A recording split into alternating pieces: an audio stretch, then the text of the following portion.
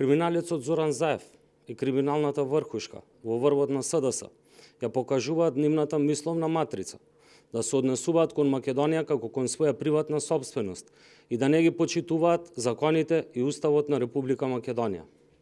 Заплашувањето на Заев и неговата ергела платени експерти врз судиите и вработените во јавната и државната администрација се само уште еден обид да се врати државата во мрачните 90-ти години, кога без работа и без основни средства за екзистенција останаа над 200.000 луѓе. Беа затворени над 600 фабрики, а кривичните пријави на партиско подобните случајно беа губени.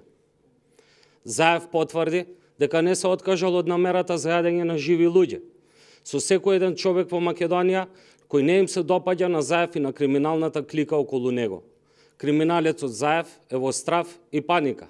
Единствено што сака е да се спаси себе си од кривична одговорност за големиот број на кривични дела кои му се ставаат на товар.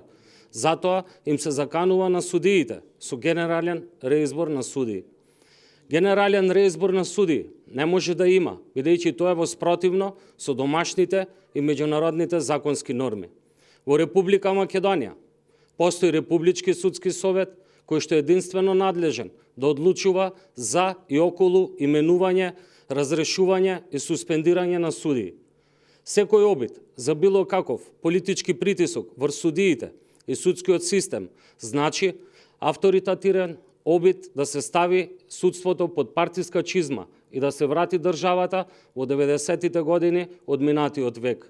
СДС треба да знае дека денес сме 2017 година, а не 1996. СДС треба да знае дека судиите не се и не смеат да бидат нивни партиски потрчковци.